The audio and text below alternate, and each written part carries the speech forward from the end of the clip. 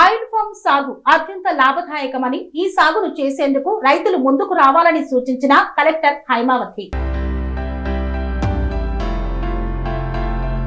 జిల్లాలోని oil form సాగు అత్యంత లాభదాయకమని, సాగు చేయడానికి పెద్ద ఎత్తున రైతులు ముందుకు రావాలని, వ్యవసాయ క్షేత్రాలలో వేసిన పంటలే వేయకుండా పంట మార్పిడి చేయాలని జిల్లా కలెక్టర్ కె హైమావతి రైతులకు విజ్ఞప్తి చేశారు.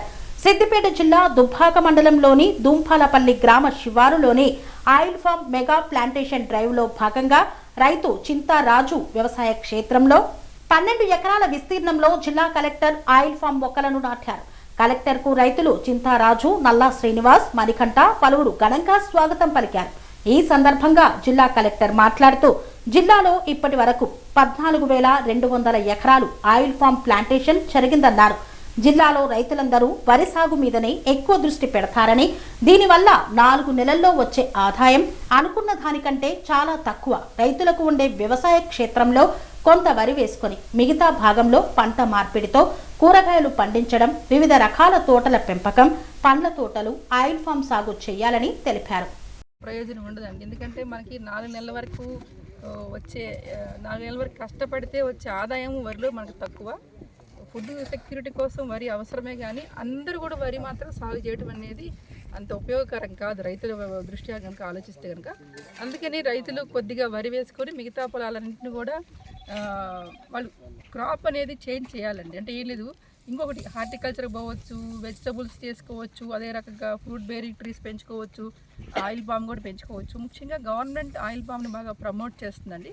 రైతుకి ఎకరానికి ఒక 50,000 రూపాయల వరకు రకరకాల ప్లాంట్ కాస్ట్ నుంచి సబ్సిడీ కానివ్వండి, డ్రిప్ కానివ్వండి, అలాగనే మెయింటెనెన్స్ కాస్ట్, ఇంకొకటి ఫామ్ పాండ్స్, ఇవన్నీ కూడా గవర్నమెంట్ నుంచి 50,000 రూపాయలు రైతుకి అందుతున్నాయి. కాబట్టి రైతులు ఒక 3 సంవత్సరాలు కంటిన్యూస్గా కనుక ఈ ఆయిల్ పామ్ సాగు చేసుకుంటూ 3 తర్వాత వాళ్ళు ఆదాయాన్ని పొందే అవకాశం ఉంది. మధ్యలో కూడా వాళ్ళు ఇంటర్ క్రాపింగ్ వేసుకొని వాళ్ళకి ఇష్టమైన ఇంటర్ క్రాపింగ్ అంటే ఏంటి, ఈ రూట్స్ దెబ్బతినకుండా ఇంటర్ క్రాపింగ్ చేసుకోవడానికి మనకి అవకాశం ఉంది.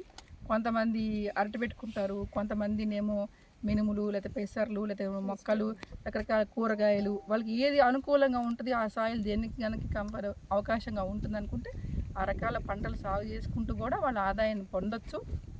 తర్వాత 3 సంవత్సరాల తర్వాత రకరకాల అరికానట్ కానివ్వండి, ఇంకేం పెడతారమ్మా, కోకో కానివ్వండి, రకరకాల పంటలతో ఆదాయం సంవత్సరం మొత్తం కూడా పొందొచ్చు. అంటే ఏంటి, మనకి ఈ ఆయిల్ పామ్ అనేది కంటిన్యూస్గా కాదంటే సంవత్సరానికి అయితే మినిమం 1,00,000 రూపాయలు అయితే ఆదాయం వస్తుంది.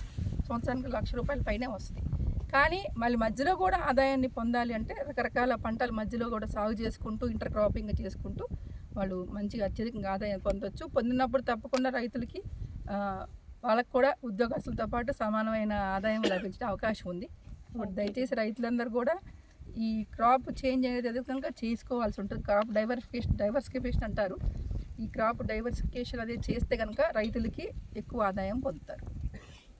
పనేసియా మెరిడియన్ హాస్పిటల్స్ ప్రతి సామాన్యుడికి అందుబాటులో అంతర్జాతీయ వైద్య ప్రమాణాలతో వైద్యం, 24 గంటల అంబులెన్స్ సర్వీసుతో పాటు అత్యవసర సేవలతో ఏర్పాటైన చికిత్సా విభాగం.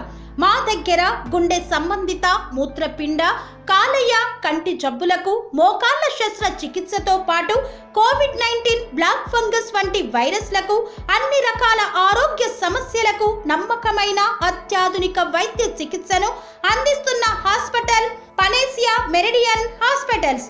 మీ ఆరోగ్య సమస్య ఏదైనా ఇప్పుడు పరిష్కారం సాధ్యం.